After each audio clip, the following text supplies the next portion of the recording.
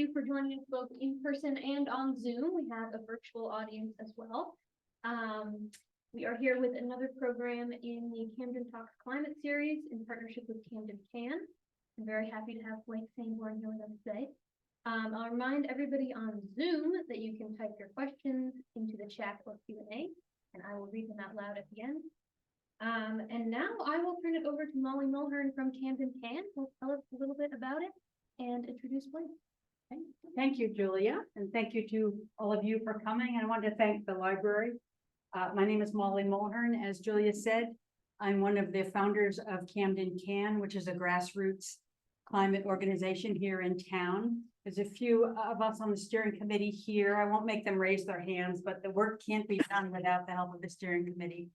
And this is one of several talks that we've had in what we're calling Camden Talks Climate. It's a lecture series that we've been doing since last fall. You'll hear Blake tonight. We have another lecture on June 13th in this room. It will be with Annie Ropeek and Colin McCullough. It's an evening that we'll talk about how to reduce the emissions in your home. And Annie lives in town. She's a writer for the Maine Monitor, and Colin is a building science specialist. So that's June 13th here in this room, a Camden Talks Climate talk. 2 days before that, there'll be another climate talk with Paul Stanchiak, who's in the room with us. Paul will be giving a talk about a program called En-ROADS, which is a really kind of a fascinating software program that he'll explain, but it kind of lets you run through all of the choices we all get to make as a country, as a town, as a universe, as a globe for both things like emissions and so on and so forth. So that's June 11th, June 13th here. We have a newsletter that we put out, Camden Climate newsletter. There's a newsletter sign-up form on the table there if anybody's interested. We have about 400 subscribers to that newsletter. Goes out every 2 weeks. CamdenCAN also puts out potlucks. We've also been involved with the town on the harbor resilience planning. You're going to hear more about some ideas on that, but the RFP for that has gone out from the town, and through the summer and fall, there'll be community workshops and whatnot that will help, hopefully, us talk as a community about harbor planning and so on. And tonight we see as an inspiration for that, we're going to have Blake joining us. Blake came across our screens when we heard him at the garden club this winter. He gave a fascinating talk, which this is a sort of a sister talk too, about harbor resilience. We're proud to say that Blake lives in Camden now. He grew up in Gorham and went to the he got a degree in landscape architect from Cornell, spent several years, I believe, on the West Coast, but I'm sure maybe he'll tell us more about that. Right now he works with Richardson Associates in Southern Maine. But as I said, we're really proud to have him as a Camden resident, and especially to have him with us tonight. So thank you. Oh, thank you so much.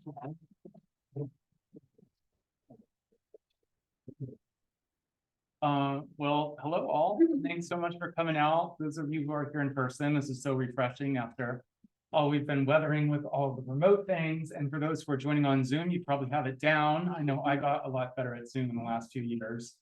So thank you for joining as well. It's great that we're here in the library. I think one of the first things I did when I moved to town was get my library card. And before we had internet, you would have seen me here very often. So huge thank you to the library and CamdenCAN, of course. Molly's just been fantastic, as have the other members I've had a chance to meet. And, you know, thanks especially to the Garden Club who connected me to CamdenCAN. It's just one of those things where you meet one person in this town and next thing you know, I think I know most of you. Tonight I thought I would share a presentation that is similar to what I presented to the Garden Club. And when they asked me, you know, if I would be open to speaking, I said, sure. They knew I was a landscape architect, but I'm not sure they knew too much more about me. And as a landscape architect, you know, I've had an opportunity to work on a number of different things, but one topic that I thought might be relevant to Camden is thinking about resilience and thinking about climate change and thinking about flooding. And, you know, I really appreciate that there are groups like CamdenCAN who are trying to open up the dialogue, because I found that that's so important. So most of what I'm going to talk about today are projects that involve flooding and resilience and thinking about it from the design perspective. So let's get into it. So, I became a landscape architect because I've been really infatuated with nature. On the right, you can see me as a youngster, and on the left, that's me with my dog Tucker. You'll often see me around town hiking. My appreciation for Maine comes in part from my family. So as Molly had noted, I grew up in Gorham, and this is my grandfather. He was a farmer and really had respect for stewardship of the land. And he's very pragmatic. So one of the things that I try to balance is this idea of design and pragmatism.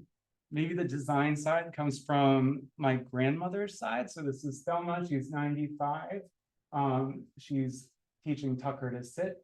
She was a school teacher, so you can tell she's good at keeping order. And on the right is Linda Fates, who had taught me how to garden, and I interned or just sort of learned, and she was a mentor who had taught me about, all things related. And then here's a couple photos of what it looks like when I'm working. So on the right, that was during the pandemic when I was still in a city, and I was just painting at the end of a day. And on the left is our spot in Camden and working on one of the projects at Richardson Associates, where I've had a great time being a landscape architect. So, one of the things that I've learned along the way is how important community is. So it's great that we're all here together. When we're not doing projects for profit, I do try to make some time for other enterprises. This was a project I was involved in some years back where there was a public school in the community where I lived, and their playground was flooded. And so flooding is not something that you have to be on the coast to experience. You can have inland flooding with increased precipitation, with increased impervious surface. You see runoff, and with increasing, water tables, there's more frequency with flooding. So in this case, it was flooding the playground. And the company I was working at, which you'll see examples from today, was a mix of environmental scientists, engineers, and designers. And we would tackle a lot of projects that were intersecting in that space. And so the civil engineer came up with a scheme where we could rip out some of the impervious surface in the corner of the playground. And we came up with a design where we were allowing for localized infiltration. And because we're cautious, we also had an overflow thanks to our civil engineer that connected to the combined sewer system. And so we were able to alleviate flooding, but rather than just, dump water into the sewer, in most cases or smaller events, we were able to use that to grow these native plants in the schoolyard and create an outdoor classroom. So smaller scale. A lot of the projects that I'll talk about today are really big scale.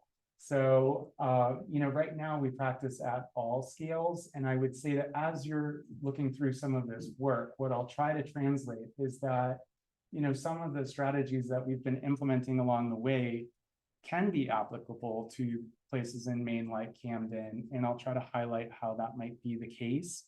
I think Camden punches above its weight. And I'm just constantly amazed by, the ingenuity and creativity of the folks here. So as a, practitioner, I had the opportunity to practice all over the world. These are some of the places I've worked at. I've given talks along the way. That was me in China, and everything was being translated live through this earpiece that I had on, and I was doing live Q&A on stage. So comparatively, this should be more straightforward. If I survived that, I could probably survive this. But I thought today we'd get into the flooding bit. So Camden is not the only community that's facing this. Here's a photo from a coastal town that's called Pacifica, and it's from a seawall. And there's a sign that said, "Caution, waves may break over seawall." And this is what it looks like during a storm event in that particular community. And like Camden, they were looking for ideas as to what to do next. You can see that they had a seawall in place and that was breached. And in these events, it was not dissimilar to what we're seeing right here in Camden, where, this winter, we saw what happens with a storm event. And, I experienced that firsthand, as many of you probably have. And so I'm curious to, hear more about what your experience was. But I've been asking myself a lot of questions. So, one of the questions I have is, will we wall ourselves off from the water? Or will we find a better way to live with nature? Will we look the other way? This is my dog again. Will we be reactionary, or will we be ready? So to dive into that, I've selected half a dozen projects and divided them up by typology. So there's a harbor, a bridge and pier, a cove, a creek, an island, and a project on the river. Let's start with the harbor. So, Memorial Day is coming up. Last year for Memorial Day, I was down there and I saw people coming together and how that becomes a community hub. And so it's a really important part of Camden. It's important because it's a working waterfront. It's important because it's a tourist destination. It's important because there's a historic landscape, which, not too many communities have the ability to say the same thing. I mean, that's really special. There's all sorts of things. And it's so famous that there's even this thing called Camden Famous that you can look up on Instagram because it's that famous, and it is actually a good spot to find ideas if you're new to the community like me. So an example of a harbor project that I had an opportunity to work on was this one. It was part of a longer series of open spaces. And so landscapes can take a long time to come to fruition. So it's a good thing I've been practicing for about 20 years because I finally have something to show for it. And in LA, they had been working incrementally on a promenade. And one of the interesting intersections, I think, that Camden could be thinking about when we're thinking about adaptation strategies and flooding and climate change is how that relates to multimodal networks. So bicycle networks, pedestrian networks, because all of these are linear systems. And when you're looking at flooding and things, those two things often can be brought together in a way that provides what we call co-benefits, but basically does more than one thing. And if you're making an investment, then it's really important to think about how you get the most bang for your buck. So, when we started this project, it was a community called San Pedro. And this area here, if you can see the hand on my screen, was a surface parking lot, but there was a need for a marina and a harbor. So I know Camden obviously has a fantastic harbor and active marina. This community was looking to add that. And the area where the project is now water, historically, if you look at maps, was a wetland. And so like many low-lying areas that now flood, if you look back at what that land was historically, more often than not, there's there's fill that's gone in. And so sometimes when people are saying, do we retreat? Or, it's like, well, what date are we looking at? And, were we advancing or are we retreating? So in this case, it was 2012, and it's the first project I worked on where we were really thinking about the future and what sea level rise might mean for this community when we were doing the project. And so this is an aerial photo that's showing this section of the project pretty recently after it was constructed. And I guess what's important to point out is that you have the opportunity to think about the elevation that you're setting things at when you're designing projects around any body of water. And one of the things that I think this project did that, was notable is that it provided a series or network of pathways that are designed that sort of cascade to a lower level. And the idea was to create this big sort of arcing form that's like the backstop to the harbor. So we allow people to get closer to the water level. You allow, there to be gangways out to the docks for the marina to function, but at the same time, you're creating another level of resilience that's protecting the infrastructure that's inboard of that. And so here's a shot where you can maybe get a better sense of how the topography works. So you can slope down and then back up, but it's designed in such a way that in a major storm event, this can be overtopped and it doesn't destroy that pedestrian experience. It's actually designed to flood. It's a floodable landscape. And so, in some cases, people are like, well, how do we have access and still live near the water, not be 30 feet up and disconnected from everything? Well, there are ways to do that and think about connectivity.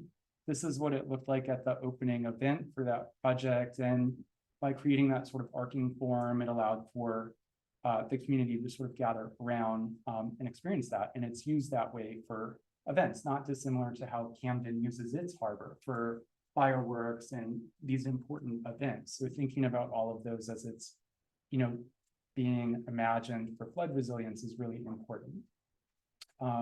Maine also has access to a lot of natural resources like granite.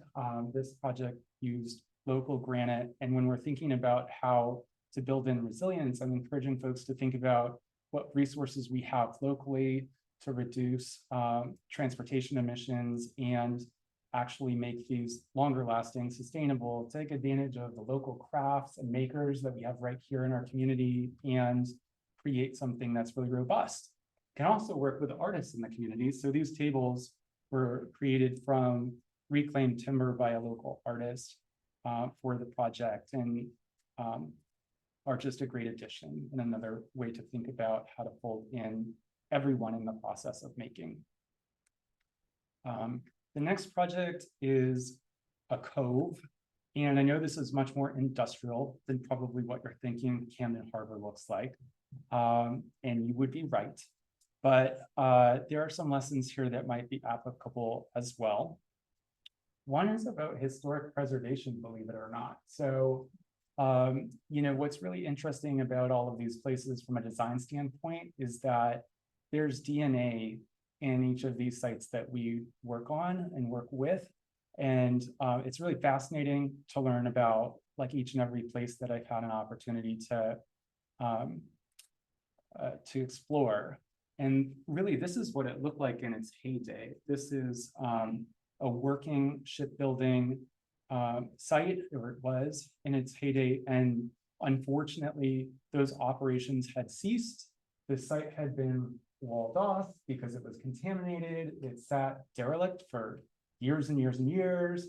It was controlled by the Port of San Francisco. And the idea was to create a public park. And they wanted to also do that in a way that was responsive to sea level rise and climate adaptation. And so before putting pencil to paper, what happened with this project was that there was extensive outreach on kayaks and workshops on site and all sorts of things to get input from everyone. And I cannot underscore how important that is. Most of what I do is what I call like co-creation, facilitation. It's not, that we come in and give like the design to someone. These projects take a while to evolve. So through the process, what we were hearing were things like this. We are proud of our industrial mixed use past. We do creative things here. We want a vibrant open waterfront. We are diverse, tolerant, eclectic. There are goals and aspirations. There's a vision that evolves through this process, and that's your guideposts. And there are alternatives that will be, explored throughout the process, but these help you kind of understand which of the alternatives might be the best fit for that location. So in this case, the project was looking at a balance between, historic preservation of the buildings that were there, some proposed buildings, and a waterfront public park. The first phase was the park. And one of the reasons it was the first phase is that for any of the development or historic assets to be preserved, there was need for there to be a resilience strategy and also to clean up the site. So this is a map that was showing the existing conditions of the project, and the different lines are indicating different flooding scenarios. So this is mean high water at 2065. This is 2100. And the strategy here was to look at a park design where instead of walling the community off from the water, we create a transect and fill toward the back of the site to protect the inboard road network and neighborhood behind, and cut out toward the cove and create access to the water in the form of a constructed beach. So constructing a beach in the middle of a contaminated post-industrial site takes some work, but it can be done. And so it involves a lot of expertise. It involved landscape architects, it involved engineers, it involved geotech. And at the end of the day, we were able to accomplish, a project that is safe and provides access to the water and is preserving some of these historical assets. I mean, so much of this project was recycled. Like, this is all the cribbing that we found on site from the historic uses. So the question was, park needs furniture. What are we going to do? Let's look at the cribbing. And so all of this was like a rendering of how we could create benches and tables and things to hang out in. This is the result of the project. The vegetation is native vegetation, and it's lower lying because it's treating stormwater that's running off from the surrounding areas before it goes into the cove. So in terms of co-benefits, there's habitat creation, there's biodiversity. We're able to infiltrate locally. We're cleaning the stormwater and creating something that is wild, but it's a landscape appropriate for this location, and it's doing a lot of different things. There's also the opportunity to explore these tide pools. So you might be able to make out these concrete forms here. They're set at different elevations to recreate tide pool ecosystems that you can check out. There's interpretive signage around all of the historic elements that were preserved from when this had been a working waterfront, to celebrate, all of the folks who had participated in that process and shed light on that. There was also, opportunities to rollerblade and run around. It's a really vibrant park. And I think that just speaks to the fact that people are drawn to these places. This is Patricia Fonseca, who was the project manager and super talented on this project. And behind her is one of the sheds that had been preserved, which, for bigger events just becomes kind of the backdrop for a movie night where everyone comes together. And, this place is anything but derelict, fenced off and inactive. And so the investment that goes into these projects, I think, can be, seen in the resulting images. Bridges and piers. So I know that there's a lot of conversations about piers here in Camden. This is maybe a different scale, and we'll talk a little bit about some of the lessons on this one as well, I suppose. But it's centered around the Bay Bridge, and the Bay Bridge during the Loma Prieta earthquake in 1989 had some failure to some of the spans. It was a double-decker bridge. And as a result, there was a new bridge constructed, which is on the left. It's seismically sound and quite striking and quite an engineering feat. So when that happened, Caltrans, the public transportation entity, was decommissioning and taking down the old Bay Bridge and removing that from the bay. The new bridge also has pedestrian and bicycle facilities. And so there was this question, You know, we now have this link that's linking Oakland with San Francisco, and we have this giant piece of defunct infrastructure. I don't know if any of you have found any infrastructure around here that doesn't work, but you know, one way to look at it is junk. Another way to look at it is opportunity. In this case, we were looking at it as an opportunity, and I had a meeting with some folks there and learned that the process for, you know, taking down the bridge involved also removing the footings for these big concrete pylons that were in the bay. And you can imagine, you know, that efforts were being made to limit the disruption to the ecosystem, but you know, they're quite sizable, and so the impact, you know, in some ways was not small. So here are some of the foundations that were remaining. These ones are closer to Oakland. Oakland, if you are not as familiar, is a community that, unlike San Francisco, doesn't have much public access on the water. Most of the water is privately held, and there was a chance here to do something different, which was create an accessible public open space on the water for the people of Oakland. And the thought was that we could take some of those existing foundations, bridge them with a pedestrian deck, and think about what it really means to have a public pier.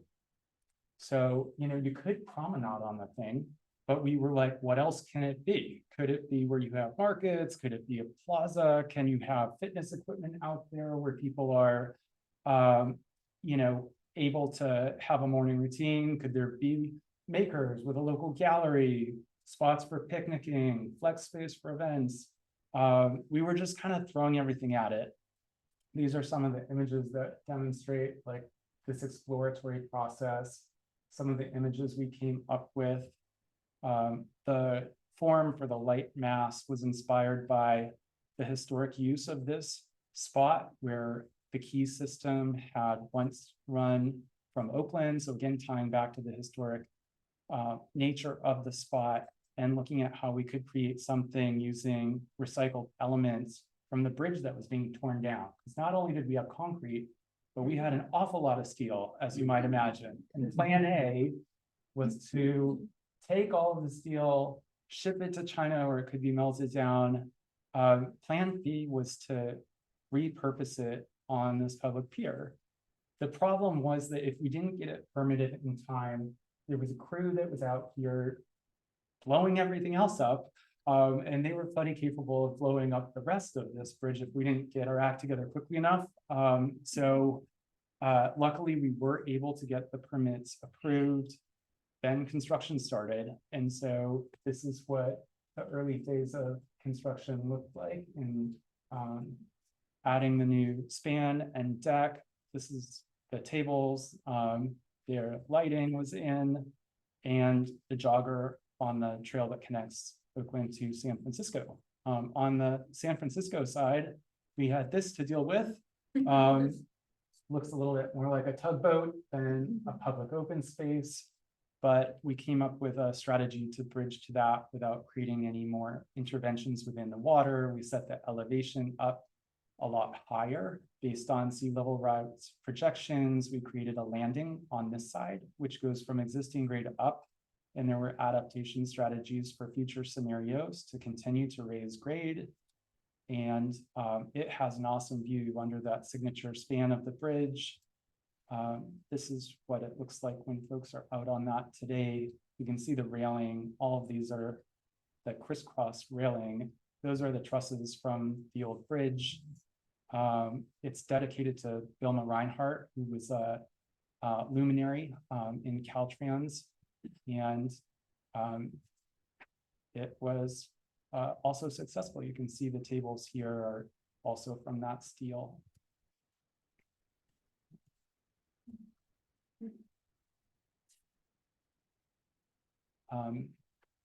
You know, sometimes when we're looking at a waterfront, this is looking at San Francisco. The red was looking at Port owned buildings that were at risk of flooding within a 100-year event. And the yellow is looking at city-owned properties, and there's the community behind. And so when we were looking at a really large stretch, what occurred to us is that it wouldn't be a one-size-fits-all strategy. And I think that's something that Camden can be thinking about. Right now, there's a RFP out for looking at resilience strategies for Camden's harbor. And if you walk around it, you've got Lyman Morris, you've got Harbor Park, you've got the town landing, you've got the yacht club. These all require like a very nuanced approach, I think, to get it right. And that's similar to what we're showing here. So yes, this is super large, but what this diagram is showing are little details of what might fit in different conditions. And in this case, we were thinking about seismic risk in addition to flood. And so to help illustrate how some of that might play out, we picked a few spots to show certain scenarios. So this one is close to Fisherman's Wharf, or if you're a tourist, you might have been out there. And it was looking at a strategy for a naturalized edge. But underpinning that nature-based solution is an engineering component where we have a rock dike, and beyond that, deep soil mixing that protects what are essentially critical infrastructure for the city. So there are ways where we basically combine this idea of design and engineering to create the best of both worlds. Similarly, we looked at a master planning study for a creek. This one was in an industrial neighborhood, and it was the Islias Creek Southeast Mobility and Adaptations Study. So this was looking at infrastructure as well as waterfront assets. This was the map showing different inundation scenarios. And then we mapped essentially what was happening. So interruption to businesses, interruption to public service, transit disruption. These might sound familiar. I mean, just from last winter, people say, how much does it cost to have a resilient waterfront? And I often ask, how much does it cost when all of your businesses are shut down? You can't get across the road and, critical infrastructure isn't functioning. And one of the things that we all have an opportunity to do now is be proactive. And what studies have shown is that if you take a proactive approach, that investment is well worth it because you're not in a state where you're reactionary and having to patch something. So you can basically make a smarter investment than if you allow that to sort of happen to you and you're in a more reactionary state. So, for this one, what we did initially was collect all of the different reports, anything we could find that someone else had already done before we even started. And we looked at all of the existing information because oftentimes there's actually a lot of information out there already. It's just that someone hasn't put together the pieces or looked at it more holistically. And so these are color-coded based on where they came from. And that was kind of step one. Step two was reaching out and engaging with the community. And when we do that, it's not like tonight where I just talk at you all, thank goodness. It was more interactive. And so we had, for one of the activities, created all of these different playing cards. Some of them had things about environment, some of them had things about policies, some of them had things about transportation. And what we wanted to get back from folks is what their goals and aspirations were for the project. And then there were blank cards where you could fill in your own goal if we didn't already have it out there. And we were trying to prioritize them so that we had a better sort of direction for where investment would be made. So then we looked at existing conditions and critical infrastructure. Then we looked at community and social equity, governance, transportation, environment, and economic factors, and came up with a diagram, which on the left identifies the flexibility of land use. So imagine that's Camden Harbor, and you've got, some things along that are completely fixed. There are some things that are publicly held. There are some things that are privately held. Those can be important factors just at a very high level, obviously. And then on the right, we were looking at sea level rise scenarios and overtopping. So there's more than just sort of sea levels rising. There's the issue with wave run up and overtopping, and we wanted to understand where those weak points are. From there, we identified a toolkit. And so these are different adaptation strategies, and they're color-coded based on the type of strategy. So the red ones are hardened strategies. So that includes seawalls, raised edges, raised piers, revetments, things like that. There are nature-based solutions about nature-based shorelines, floodable parks, living edges, etc. And it sort of goes on, and that became kind of our toolkit. And then we identified adaptation pathways. And so if you can read this, you're doing great. You're not supposed to be able to. I'll tell you like the punchline, which is at the top of it, it's talking about time. So this is 2030, 2050, 2060, and so on. So over time, you're moving left to right on that axis. And then going down here are triggers for when you need to do something. And so when you first look at a project and it seems like you're at a loss for where to start, we try to organize it in a matrix where you understand, what are the near-term actions that need to be taken, and what are the triggers that then take you to kind of the next phase. And if you can break it down in that way, then it's a little bit more manageable. You know what to do first. And then that gets cataloged in these little pictograms or diagrams, so that folks know kind of what, step 1, 2, and 3 are. So in this case, it had implement nature-based shoreline adaptation strategies to expand warm water cove. There were other areas where it says elevate and protect Pier 80 to support maritime function. So, there's a range of strategies, and this is all based on meeting those goals and objectives. There are some island communities around here, and so I went to see Vinyl Haven because it is so gorgeous, and I was kind of like me heading out there, but there was an island I worked on, which didn't look quite like Vinyl Haven. This is what's called Treasure Island, and it's attached to Yerba Buena Island. This is that bridge we were looking at. And it's obviously a man-made island. It was built for the 1939-1940 Golden Gate International Exposition. It was built using fill from the bay. This is what it looked like when all of that was happening. And this is what it looked like when they were setting up for that exhibition. And these buildings, some of them, the hangars, this building, which is called Building 1, still remains. San Francisco, like a lot of communities, is struggling right now with having enough housing. There was a master plan approved for this island to create a new neighborhood for San Francisco. A large portion of that is affordable or below market rate housing. And there's a substantial amount of public open space that's to be created on the island.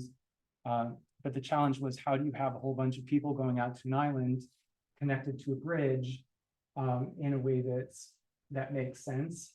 And so one of the key strategies was to have people incentivized to move back and forth from the island to the mainland on ferries and going to all the islands here. That seems like a very natural thing to do.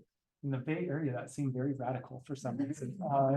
So, step 1 was to put in this building, which is a pavilion, is a spot where you can board the ferry. And we had to design that in a way where it was able to withstand seismic forces in addition to flooding. And so all of this was elevated at the edge of the island. And there were a series of adaptation strategies to address sort of change over time. And we also were looking at you know, the outer edges. This is the south side of the island, Clipper Cove, where there's a new marina. And the resulting plan enables you to circumnavigate the whole island and only cross one road in the process. And it's a new pedestrian and bicycle network that you can get to over that Bait Bridge where it's showing you people biking. And then you can take your bikes on ferry. And I think it's going to be a hit for folks in the area. Rivers, I think this might be the last one I'm looking at. So this is close to the studio that I work at in Saco and Biddeford. And, you know, when we were looking at this river, this is one in Ohio. It's just a tremendous scale. And, you know, people are talking about the Magunsacook River and many of the rivers in our areas here. And it feels a little bit to me like it's this worldwide phenomenon where rivers used to kind of be the back of house areas for so many different things. And what communities are discovering, and I think Camden is very aware of, is that these can be lifelines and really the front rather than the back. And where many were treated as a sewer, now they are these connective pieces of tissue that, you know, reconnect people with the ecology and are so critical actually to ecological function. So, you know, this was like a really quick assignment we had to, like for an ideas competition, to come up with some strategies for this river in Ohio. And so, you know, we had come up with some overall objectives, and then this was the extent that we were looking at. And we identified a few sort of focus areas with the time we had to look at what might be most appropriate there. And, you know, what we had come up with were a series of strategies. So this one was looking at ecological restoration and function. This one was basically looking at improved connectivity. This one was looking at an educational node. And this one was taking this old silos and creating this bonkers public park for this community that was underserved for public open space to celebrate artists. The last one was looking at a regional park that would be attractive for folks who were not just in the immediate community, but might come from further out, with a new cultural center at its heart. So just a few ideas from different things that I've been working on. I would love to hear like any questions that you all have. And yeah, thanks again for having me.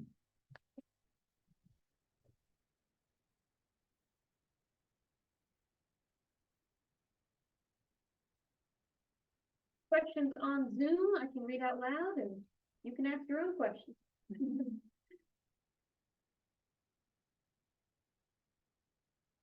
Oh yeah. What's your elevator pitch for our harbor? Not to put you on the spot, but Not to put you on the spot.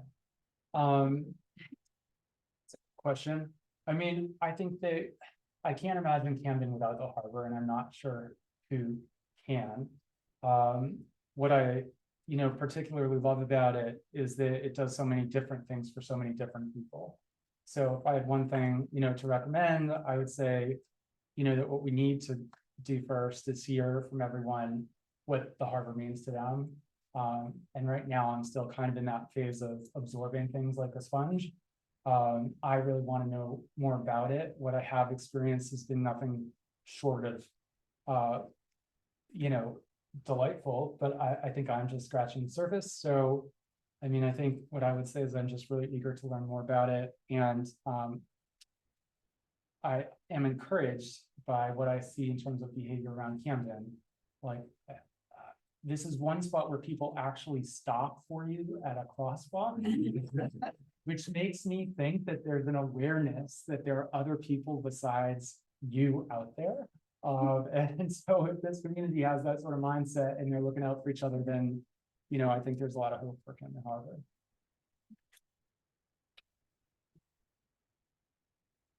We have a question on Zoom that says, could you please come look at Blue Hill Harbor in the I would Maybe love, you'll have to go there next. I'd love to visit Blue Hill. I actually spent a little bit of time on Deer Isle during the pandemic and was familiarized with Blue Hill through the process, but I have a question. yeah. How do you recommend, or how does the interaction go with getting the community out? Do you have good suggestions for that kind of outreach that reaches everybody? Yeah, that's a really good question, Molly. And, you know, that is essential, like to really get, to bring everyone to the table. And, you know, one of the things that we found is that you have to have an approach that's multifaceted because one size doesn't fit all again. So when we were doing things for Isleas Creek, we offered like food if the meeting was at a busy time for families, because we wanted folks to be able to come and, you know, didn't want to break the routine. And a lot of people like wouldn't be able to have childcare lined up. And so you just try to reduce those barriers to entry. I think technology for a place like Camden can be a barrier to some. And so making sure that you're messaging things in a way that's not just digital, although it is handy to have a digital twin, it's really nice to have an analog option for those who might find that more readily. I think that you've got to rely on those who have networks in the community to get the word out. I mean, that's how I'm learning everything here. And, you know, that's such a helpful thing to do. So just a couple ideas. I think it's, you know, it's got to be multifaceted. Like when you say analog, what do you mean? So we would have posts that we like flyers that would be like up at the library. We would have, you know, things at the local coffee shop. The Zoot bathroom would be great. I mean, it's just, you know, wherever you can post things that people are more likely to see it. And then for feedback forms and stuff, I've seen so many times people are like, well, there's an online survey. It's like, well, if you don't have a computer, you know, you're not doing that survey. And if you're someone who wasn't like part of that era, then using technology like as a, I don't know, then that can be a barrier. So if you really want to get the feedback, you've got to figure out how to ask for it in multiple ways. And then, you know, it's remarkable how different the results can be when you're not, you know, catering to one group or another. Yeah. Have you done any of that? Or are you seeing any of that outreach that's done through the schools and through the kids? I mean, we have this really wonderful project that just happens once a year, where the middle school kids write poetry on windows. I don't know if you've seen it. I haven't not. Yeah, Ellen runs that wonderful one here. And it really speaks to people who actually get out and see that. You've seen that happen as far as outreach goes? Yeah, I mean, we have also planned activities out at outreach events for kids to participate as well. And actually some of my favorite things to look at generally afterward are like the outcome of that. I mean, there's no shortage of creativity, and it's just always inspiring to think or engage the next generation. And, you know, I think that that's just so important. It's awesome. The poetry piece. I mean, you know, I remember seeing them on the windows and it's great. I could only imagine, like, if you're the person who would come up with that poem, you see it like in the public realm, like that's like a big moment. So, you know, I think that that's awesome, and we would love to encourage that. Question for you. In this town, one of the big things you were mentioning on the river that people are finally learning that it can be front facing, and you know, our harbor, we have a parking lot at our public landing, and you mentioned one of the things that you converting what is one use to another use is a challenging process, and especially that one with an economic piece. So there must be ways that folks like you help a community figure out, well, the return on the dollar for having a, you know, some kind of a mixed use there as opposed to strictly parking, how you can, I know it's hard to put a dollar to it, but I'm just wondering. Yeah, that's a good question. And it's something that we've encountered multiple times. I mean, usually what we try to put forward is something that is a solution that's going to work for like the businesses who rely on having customers be able to get to them. It's gonna work for a harbor where you've got to be able to drop something off that's heavy proximate to where it's going. But at the same time, do you need as many parking spaces? And by the way, how big are those spaces? So sometimes what we do is we count up the number of spaces and we look at the dimension. And if you look at historically how big someone makes a parking spot, it's like American sized. It's like larger than it actually needs to be to fit a car. And so a lot of communities will look at right sizing parking. So it's a little tighter to get in, but at the end of the day, you can fit more parking spaces in less land. And so sometimes it's like simple things where you're able to basically have nearly the same amount of functionality by just reconfiguring things in a smarter way and thinking about space saving tactics. Could be about having, drop off. So like Crane Cove Park, that one I was sharing, instead of having like a road cutting through the park, there's just this slipway with a turnaround. You can drop off your kayaks and your boats there, and then there's parking nearby, but it's not right in the middle of the park. So, I think we just need to be creative about it. And I think there's ways to kind of cater to the amount of access that's needed without maybe having the amount of surface parking right on the waterfront where, stormwater can just make its way untreated into the harbor. Yeah. Yeah, they did. Well, I mean, I think that might be a good example is Rockwood. I mean, if you want to drop in your kayaks, you drive down, only the bigger, rigs can hang down there. Otherwise, everybody has to go off and find a different place to park once they've offloaded their kayaks. Right. And the rest of the park is green. Yeah. Yeah. I saw a hand. Yeah, thank you. For sure. I read a phrase was basically, the water always wins. I'm looking at your modeling, flood zones over time. Yeah. And I don't know that I'm advocating legal about the acts, but do you ever game out what happens if you just do nothing? And just let people deal over time? And what's that look like? Sometimes that's an option that might be inevitable. And then there are other times where there's some aspect of criticality that requires or begs to see if there's any other option. I mean, I think that water is a real strong force. I think nature is a very strong force, and I think pretending that we can overcome it is risky. I also just know that there's an attraction to water, and there's an investment that's been made in communities like this that warrant a strategy where we look at something in between. So most of the projects I've been sharing, for one reason or another, there was a desire to look at a strategy that prolongs the balance and the use of that place.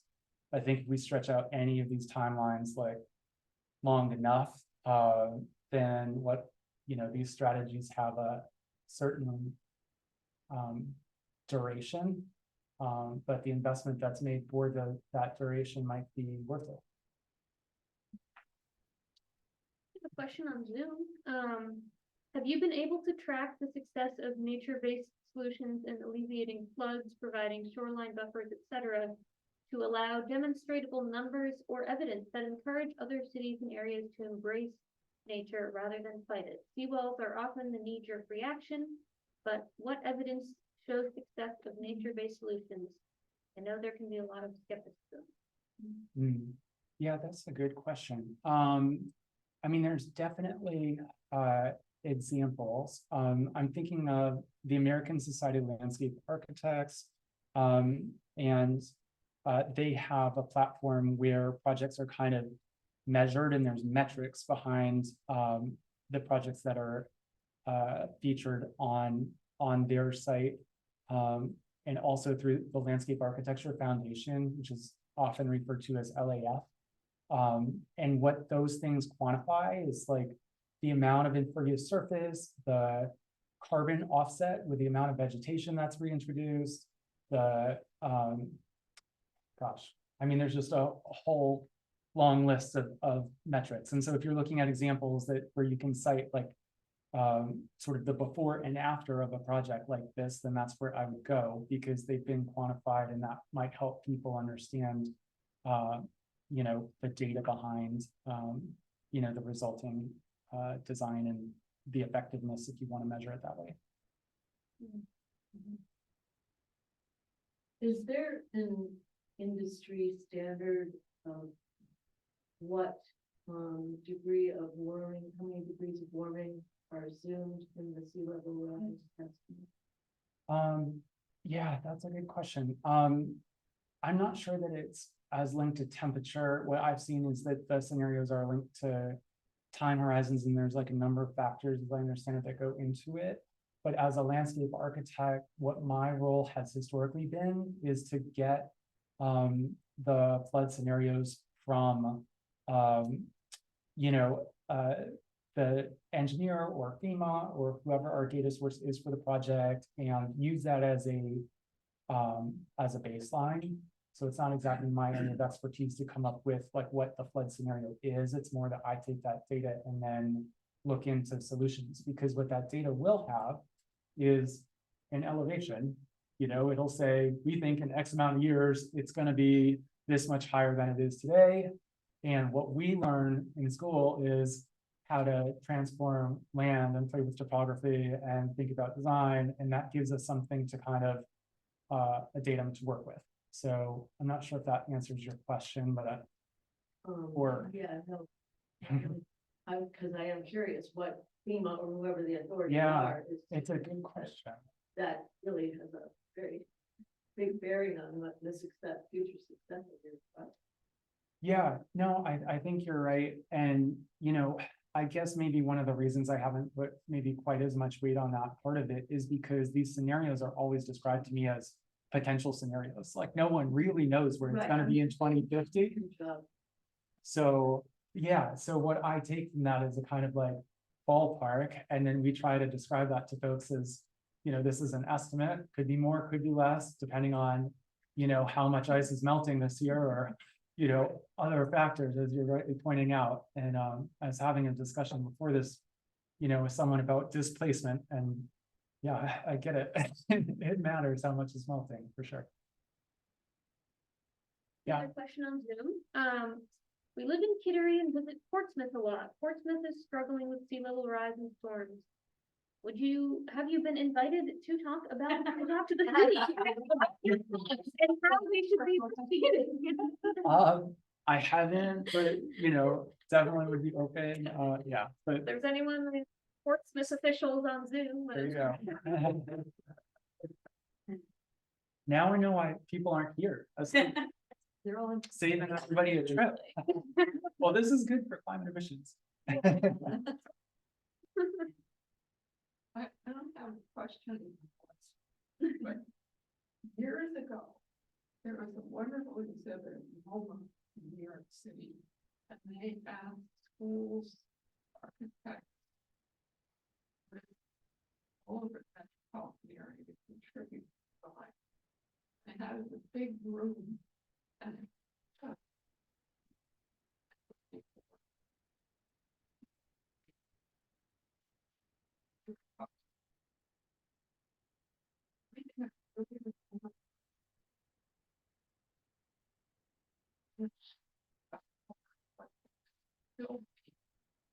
inlet canal.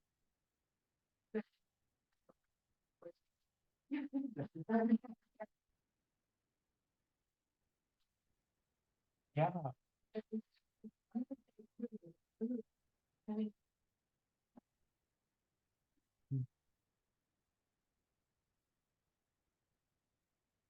it sounds awesome. And oyster culture had caught on, so you know they were ahead of their time. Yeah. Yeah, yeah.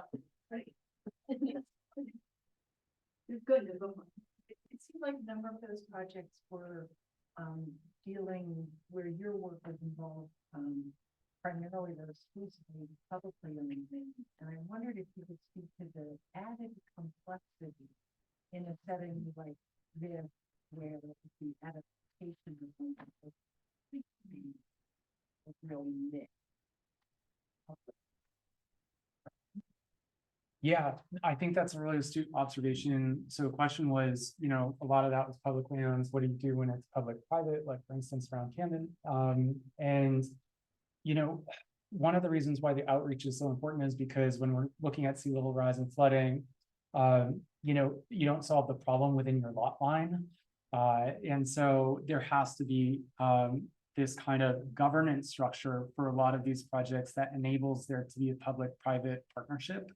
And that's one of the things that actually is more complicated, but it is possible. And so in the way that you form, in some cases, like a community benefit district, you know, where there might be a group of landholders who are in an area where they want things to be improved, they form that sort of joint entity.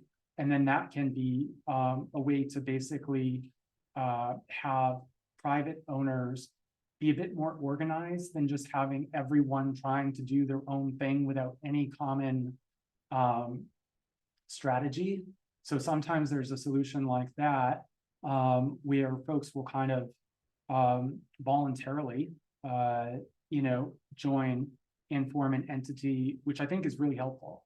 Because if it's just, you know, 47 different folks and they're not partnering on the strategy, then you know, the success of that strategy is less likely to succeed. There are also, you know, funding strategies or funding opportunities that I think a group like that is more organized and able to attract than if they're just trying to like wing it and apply for things on their own. So in my experience, it's been looking at like a governance structure that can bring folks with a shared interest together. And that way there's a better chance for success, I think. Thank you so much, Blake. Oh my goodness, you're most welcome.